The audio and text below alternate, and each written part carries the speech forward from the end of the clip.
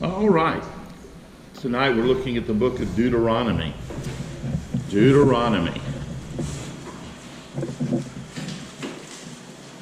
This is the last book of what's called the Pentateuch. Some have called it the fifth of the fifths. 5 books, and it's the last book of Moses. Number one, the name, and a couple of things that we have to call to your instruction. First of all, letter A, the Greek meaning, the word that we're used to, Deuteronomy, comes from really 2 Greek words, deuteros, or deutero, which means 2 or second, duet, 2. The Greek word nomos, which means law, and so literally means the second law. And that can be somewhat misleading. It's not really a second law, but just a reiteration of the law that God had given to Moses, and Moses now giving to the nation of Israel. In the Hebrew, it's not called Deuteronomy. In fact, the Hebrew meaning is these are the words, and they get that from verse 1. And it says, these are the words. And so that's what they had titled the book. So that's the name Deuteronomy and why we have Deuteronomy. Number 2, the place and the events leading up to this time. They were in the plains of Moab, just east of the Jordan River. They had been wandering in the wilderness, letter B, for 40 years. Not a whole lot is mentioned about it. Not a whole lot is done as far as God giving instruction. There were some things and were some battles, but you think 40 years, not a whole lot said about it. And really the book of Deuteronomy is a longer book, and it really probably was about a month that Moses gave these discourses we're going to discuss a little bit later. So they have been wandering. And some will say, we don't see grace in the Old Testament, but it's truly throughout the book. I mean, it was gracious of God. God could have said, hey, listen, guys, you don't want to go into the promised land? Fine. I'm not going to give you any water. I'm not going to give you any food. You're just going to die of starvation within a week or so. Okay? And then we'll go in. But that wasn't his purpose. He provided for them. And it is said that their clothes never wore out, like we mentioned last Wednesday. Their shoes didn't wear out. Their feet did not swell. God was providing for them. God wasn't giving them new instruction. Again, like we said last Wednesday, to get rid of the riffraff, those who were disobedient and lacking faith in God that He would provide for them, and also the opportunity of teaching the younger ones to depend upon God. Letter C, they are just about to go into the promised land. And so that's kind of setting the date of it, or at least the events that are going on. They've been wandering some 40 years, really 38 years, and now they're about to go in, and we have now these discourses. Number 3, the theme of Deuteronomy. These are the last words, and really instruction and encouragement that Moses is going to be giving to the children of Israel. It is his farewell address, which brings together the law that is recorded in Exodus and Leviticus and also Numbers. So it's all of that together. And according to Deuteronomy chapter 17, verse 18, it says, also it shall be that when he, referring to future king, sits on the throne of his kingdom, that he shall write for himself a copy of the law, this law, in a book for the one before the priests, the Levites. And so it was to be recorded over and over and over by the king, so that he would know what the law of God is all about, what the rules are to be. Number 4, and this might be just somewhat unusual if you think about it, the use of Deuteronomy in the book in the New Testament. Letter A, Deuteronomy is the 3rd most quoted Old Testament book in the New Testament. Most quoted. What do you think 1 and 2 are? Anybody want to take a guess what they are? Isaiah is one of them, yes, bingo. Psalms. Psalms is the other, that's right. Psalms and Isaiah, the other two leading Deuteronomy. 41 times the book of Deuteronomy is quoted in the New Testament. There are other references and kind of pointing toward it, but as far as being quoted 41 times. Letter B, Jesus quoted from this book in response to the temptation.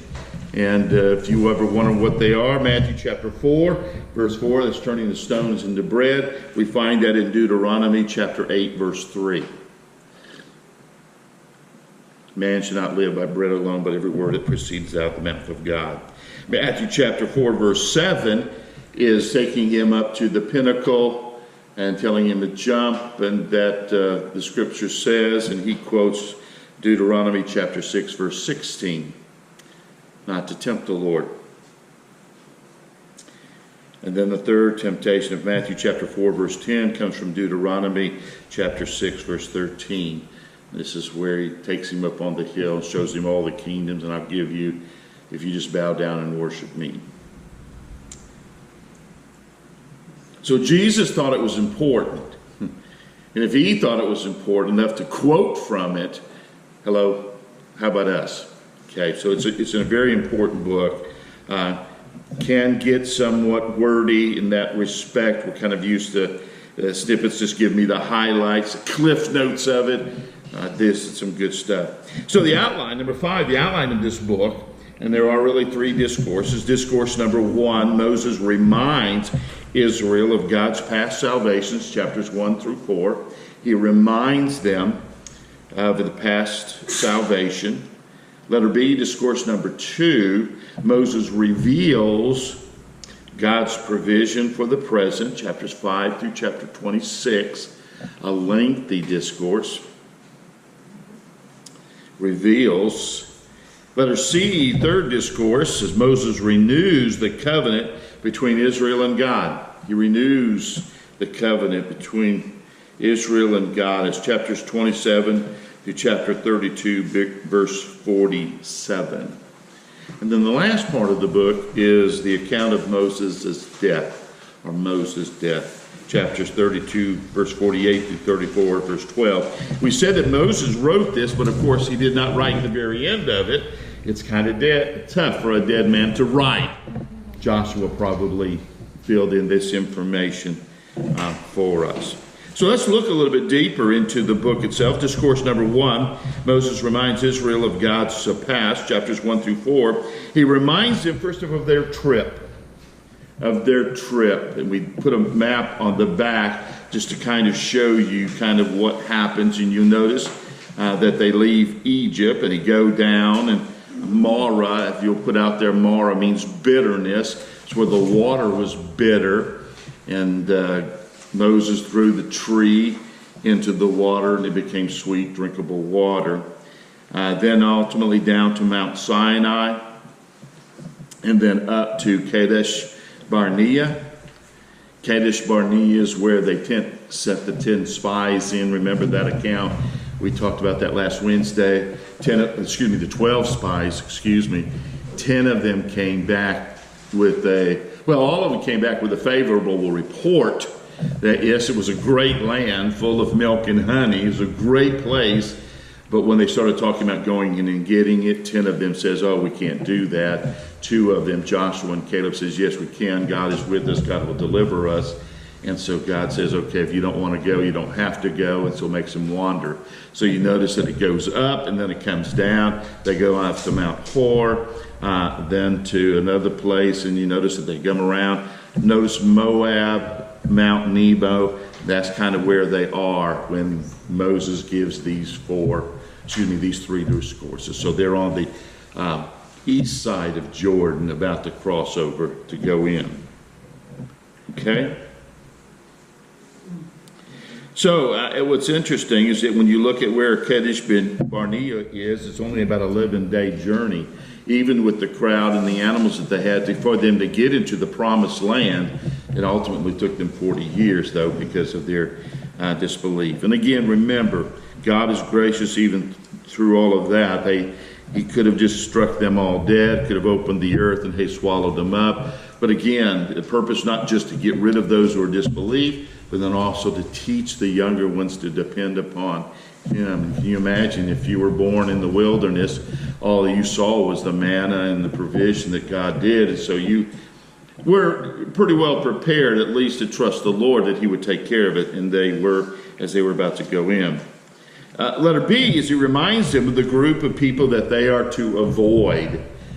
Basically, don't have a conflict with them. Number one, Edom, the Edomites, that are descendants of Esau, Jacob's brother. Okay, and then you have the Moabites and Ammonites, and these are the descendants of Lot.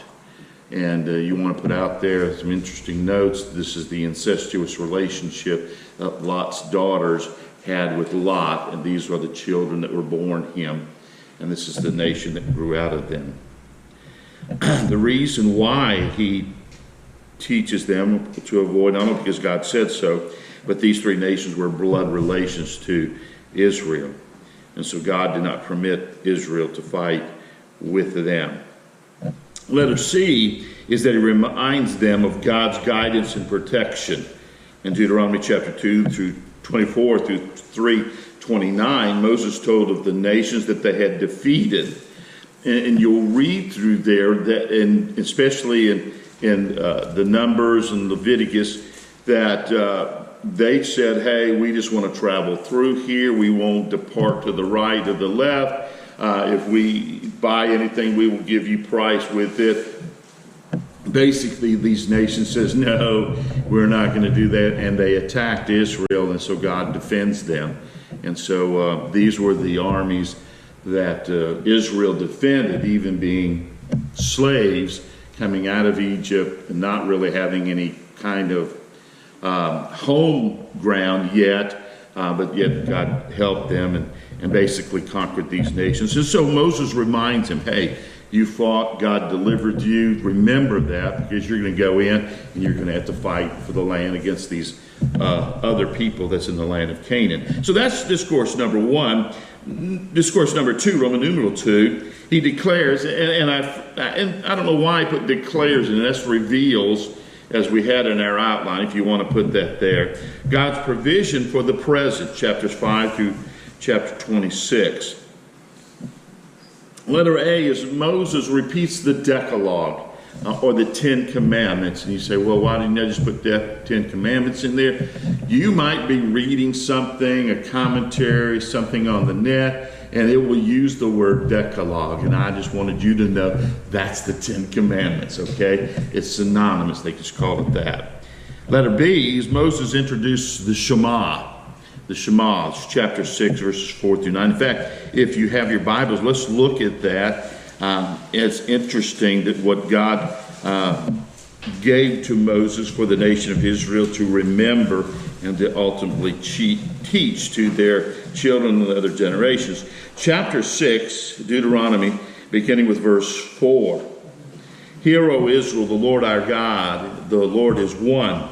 And you shall love the Lord your God with all your heart, with all your soul, and with all your strength. And these are the words which I command you today shall be in your heart. And you shall teach them diligently to your children, and shall talk of them when you sit in your house, when you walk by the way, when you lie down, and when you rise up. And you shall bind them as a sign on your hand, and they shall be as frontlets between your eyes.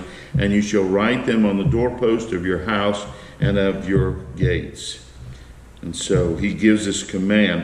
What we learn from that, number one, is the oneness of God. Hear, O Israel, the Lord your God, He is one. And so we learn the oneness of God. Number two, that God is to be preferred, loved in our heart, soul, and mind, or in their hearts, soul, and mind as He is giving them. So the word love literally means to be preferred more than anything else. Number three, that an internal relationship is stressed over an external ritual. You are to love the Lord your God in your heart, your soul, and your might, or your strength.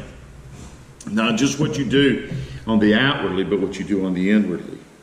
Number four, its principle of relating to God is to be passed on to subsequent generations. You need to teach others. It's not just good enough, hey, I'm right with the Lord. You need to learn what's right with the Lord. And so there is a relating to God has to be passed on. Number 5 is the principle of relating to God is to be assimilated in your daily routine. When you sit down, when you stand up, when you lie down, when you walk around. It's not just a particular day of the week. It is to be assimilated in the entire life.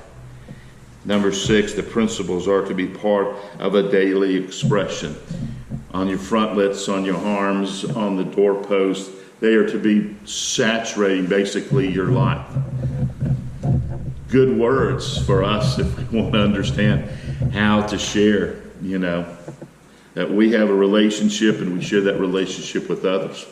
To be part of that. So we have the introduction of the Shema, and then letter C is Moses condemns idolatry. He condemns idolatry. He tells them as they're going into the land not to compromise the teaching that he has given them, the law that he has given them, the rules, the principles that they're, and then also not to intermarry with them. Now, this doesn't have to do with keeping the Hebrew race pure. I've heard some, especially kind of in the South, hey, God doesn't want us to intermarry. He told us in the Bible. It has nothing to do with keeping the race pure. It has to keeping your faith in the Lord, because he knew that their paganness would be attractive to them, and so would sway them against service and faithfulness to him. And so he tells them not to intermarry, because we do have people that are throughout the genealogy of Jesus who were these pagans. Remember, we have Ruth, and I forget right now, I think she was a Moabite, but don't quote me on that one, I'd have to look it up. But in that ancestry, we have Joshua. In fact, we're going to come up next week when we look at Joshua. Oh, gracious. Trying to, off the top of my head, who's the lady that was the prostitute that saved the 2 spies? Rahab, yeah, Rahab. So there's another pagan. So it was more the keeping the faith in God, and that's the reason why he tells them not to intermarry. He tells them also that they were not to forget, number 2, who it was who gave this land to them. That, they get in there and they got saying, hey, listen, I guess we're pretty good warriors, Hey, we've done an awful lot of fighting. We've done this ourselves. No, God is the one. So he tells them, don't go in there and forget who it was that gave you this land, who has provided for you all this time, So, and that's a good reminder sometimes for us, because sometimes we think, hey, look what I've done. I've got my education. I've got my abilities.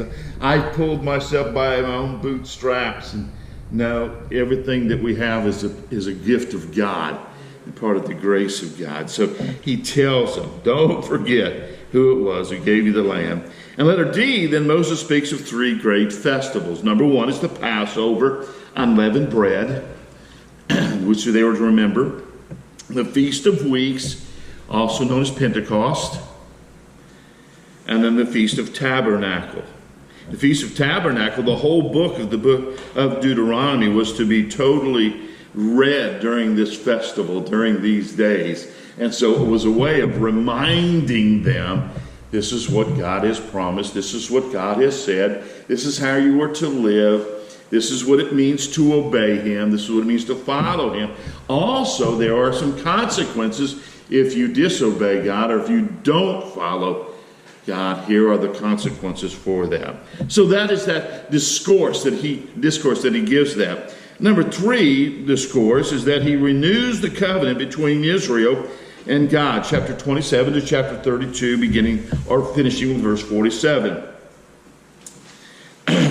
He talks about establishing an altar and the words of the law written on them. And the written of the law, the Decalogue, the 10 Commandments, but also the other inscriptions and things that need to be said. said. Letter B is the enjoyment of the new land and the prophecy of Israel's chastening, captivity, and scattering as a nation.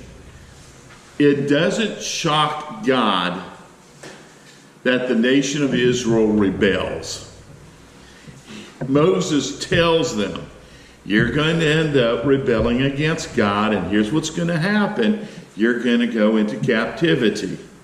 And it's only about, now, I mean, 1,000 years is still a long time, but it was only 1,000 years from the time that Moses gave this speech that they go into captivity in Babylon. Okay?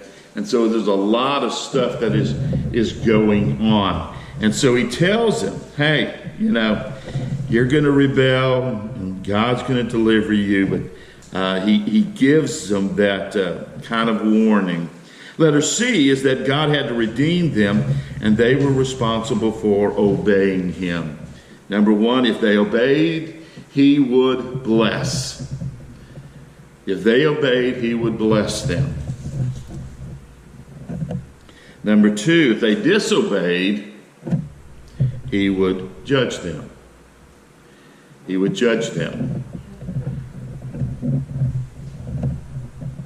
Now, God gives them this instruction to tell them that if you're going to follow me and you want to be blessed, this is going to be how you're going to live. These are the things that you're going to do. These are some of the things that you're not going to do. If you do, there is going to be consequences with that. Well, what happens, especially in the New Testament, is that they took that all and turned it up on its head, and they said, if a person is blessed, and again, blessed according to who? According to their definition of being blessed, rich, not having problems, good family, what all that is, then you must be doing things that God wants. If you then are facing hardship, if you're poor, if you don't have much, you're not getting ahead, then you must be living an evil life. You see the difference between them? Cause and effect? God was saying, listen, if you obey me, then I will bless you. You don't, then you will face my chastening hand, judgment. They turned it on its head and said, must be how God is doing. God must be blessing because, or you must be pleasing God because you are blessed according to their definition of being blessed.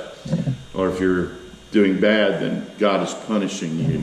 And that was really the mistake of all that had. God meant it to be a motivation to do the right thing. They took it and turned it on its head. And then letter D is enjoying the blessing and future restoration of Israel. God made a promise. God made a promise to Abraham, Isaac, and Jacob. He would give them this land. And so that's what he would do. Number 4 is the last part. That's really Moses' death. And again, this is probably written by Joshua, or we don't know. We think Joshua, he would have been the one who is the leader, and Moses picks him and presents him to the nation of Israel being the leader. Moses does not go into the promised land. All that he is allowed is to see it from a distance. And we find that back in Leviticus, where he struck the rock rather than speaking to the rock, disobeyed, and God says, you will see it, but you will not enter it. So Moses is a faithfulness as a leader. And again, to think about, hey, you're not going to get the promised land, but he still remains faithful in doing what God has called him to do.